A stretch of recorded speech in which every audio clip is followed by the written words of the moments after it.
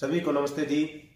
आज मेरे साथ हैं डॉक्टर मोहित जून, जो दिल्ली के एक बड़े हॉस्पिटल में कार्यरत हैं, जिन्होंने स्वास्थ्य संबंधी विषयों पर और देसी गाय पर काफी रिसर्च की है। आज हम इनसे कुछ ऐसी जानकारियां लेंगे जो शायद ही आपको पता होगी। तो डॉक्टर मोहित जून से मेरे कुछ प्रश्न है देसी गाय को लेकर। तो मोहित जी, सबसे पहले जो मेरा प्रश्न है वो है कि देसी गाय और जो विदेशी गाय बोली जाती है, इनमें क्या अंतर है? देखिए, सबसे पहले बता दूं कि देसी और विदेशी गाय सिर्फ एक ही प्रकार की होती है, भारतीय नस्ल की गाय। इन दोनों में उतना ही अंतर है जितना मां में और पूतना में था। भारतीय नस्ल की जो देसी गाय है, आप उसके किसी भी पंचगव्य उत्पाद को ले लीजिए, वो हमारे लिए लाभदायक है। और वहीं विदेशी गाय जो है, उसका कोई भी पदार्थ आप ले लीजिए, वो हमारे लिए हानिकारक है।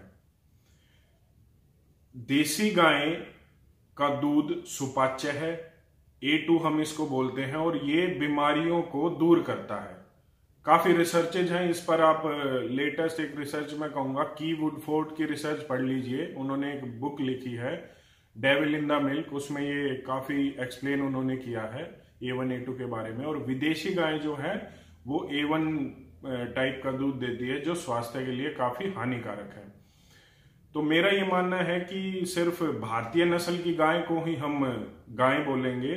विदेशी नस्ल की गाय है वो सिर्फ एक गाय जैसा दिखने वाला पशु है। तो दूसरा मोहित जी, मेरा जो आपसे प्रश्न है, जो कि काफी मेरे साथ जुड़ने वाले लोगों ने भी पूछा है कि भाई, जो देसी गाय होती है उसकी जो सूर्य केतु नाड़ी होती है, आप मोहित जी उस पर कुछ प्रकाश डालीजिए कि कैसे क्या होता है। देखिए, थोड़ा सा बता दूं कि भारतीय नस्ल की गाय देसी गाय में और विदेशी गाय जैसे दिखने वाले पशु में कुछ अंतर है। पहला अंतर तो ये है कि जो कमर होती है वो सीधी होती है विदेशी गाय की, और हमारी देसी गाय की कमर में एक उभार होता है जिसको हम कूब बोलते हैं। इंग्लिश में उसको हम्प बोला जाता है। बिल्कुल ठीक कहा आपने। उस हम्प से एक नर्व जाती है, उसको हम सूर्य केतु नाड़ी बोलते हैं। सूर्य केतु नाड़ी की खासियत क्या है? वो सूर्य के प्रकाश को अपने अंदर लेती है और उसमें ऐसे कुछ न्यूट्रिएंट्स और विटामिन डी मिलाती है अपने दूध में, देसी गाय, जो हमें मिलते हैं। और एक और जानकारी दे दूं कि विदेशी गाय में ऐसा कुछ नहीं होता। देसी गाय के दूध में आपको पीलापन नजर आता है, वो स्वर्ण क्षार होता है। वो इसी सूर्य केतु नाड़ी की वजह से ही होता है। और सूर्य केतु नाड़ी के थ्रू ही विटामिन डी देसी गाय के दूध में मिलता है। सिर्फ दो ही ऐसी चीजें हैं जहां से हमें विटामिन डी मिल सकता है, एक सूर्य के प्रकाश से और एक देसी गाय के दूध से। जो अगला मेरा प्रश्न है मोहित जी, वो है कि जो देसी गाय का मूत्र होता है और जो बैल का मूत्र बोला जाता है, इनका कहाँ कहाँ उपयोग होता है, उसके बारे में बताइए। देखिए, वेदों शास्त्रों में एक मैं कहूंगा श्लोक आता है कि गोमय वस्ते लक्ष्मी गोमूत्रे धनवंतरी। इसका मतलब है कि जो गोबर है उसमें लक्ष्मी का वास है और गोमूत्र में धनवंतरी का वास है, जो कि स्वास्थ्य की देवी, ऐसा पौराणिक लोग या हमारे सनातन धर्म में मानते हैं। अगर आप देखें तो हमारा जो स्वास्थ्य प्रणाली है भारत की, वो कभी से ही हजारों लाखों सालों से आयुर्वेद रहा है। आयुर्वेद देसी गाय के पंचगव्य के बिना, पंचगव्य मतलब देसी गाय का गोबर, गोमूत्र, दूध, दही और घी, उसके बिना वो कहीं भी स्टैंड नहीं करता। और वो एक इंपॉर्टेंट पार्ट है आयुर्वेद का, क्योंकि देसी गाय के गोबर, गोमूत्र, दूध, दही, घी से काफी जो है दवाइयां बनती हैं आयुर्वेद की, और ठीक भी होती हैं बीमारियां इनसे। तो देसी गाय के गोमूत्र से अगर कोई स्वस्थ व्यक्ति भी उसको लेता है तो उसको शारीरिक लाभ तो होगा ही, उसके साथ साथ बीमारियों में भी इसका उपयोग होता है, जो हमारा आयुर्वेद तो मानता ही है, उसके साथ साथ आज अमेरिका ने भी उस पर पेटेंट ले लिए हैं। देसी गाय के गोमूत्र पर अमेरिका ने 4 पेटेंट ले लिए हैं और वो ऐसा कह रहा है कि इससे कैंसर की दवाइयां भी बनती हैं। तो देसी गाय का गोमूत्र काफी महत्वपूर्ण है। उसके साथ साथ आज ये ऐसा माना जाता है कि बैल आज किसी काम का नहीं है, तो उस पर मैं थोड़ा सा ज्यादा जानकारी दूंगा कि आज जो ट्रैक्टर से खेती होती है, लगभग भारत में मैं ये कहूंगा 70-80% या उससे भी ज्यादा जमीन पर जो खेती होती है वो ट्रैक्टर से होती है।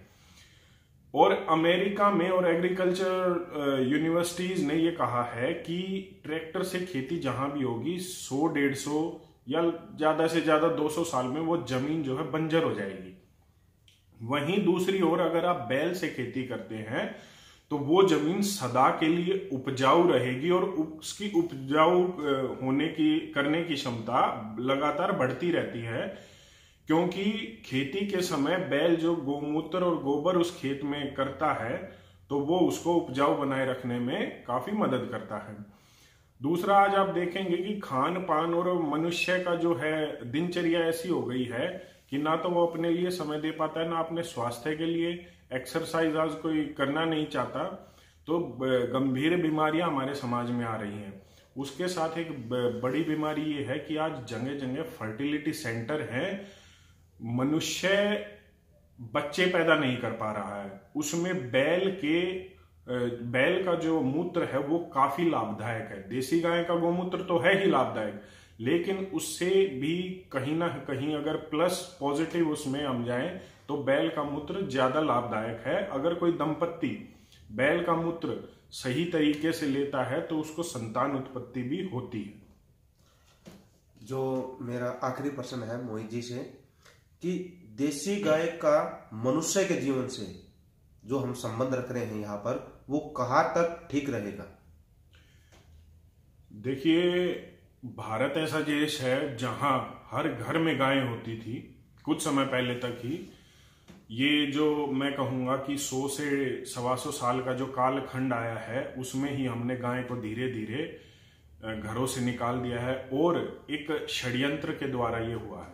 अगर आप देखें 100-150 साल पुराना शायद ही कोई अस्पताल आपको मिले, कोई भी अस्पताल भारत में ऐसा नहीं था। आज बड़े बड़े अस्पताल हैं। क्यों हैं? क्योंकि पहले हर घर में गाय होती थी तो इसलिए अस्पताल नहीं थे, और आज किसी भी घर में गाय नहीं है और जगह जगह अस्पताल है। तो संबंध तो सीधा सीधा है। अब आते हैं कि कितना संबंध है।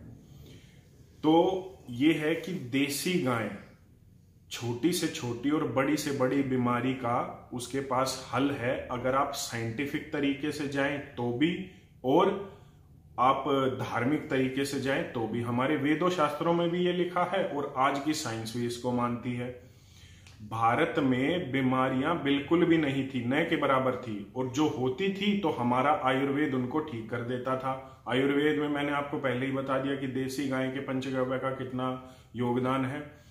अगर हम उसी पद्धति पर दोबारा आए तो शायद भारत की स्वास्थ्य व्यवस्था दोबारा से खड़ी हो जाएगी और हमें इतने बड़े बड़े अस्पतालों की और स्वास्थ्य केंद्रों की जरूरत ना पड़े। तो इतना ही मैं जानकारी कहना चाहूंगा।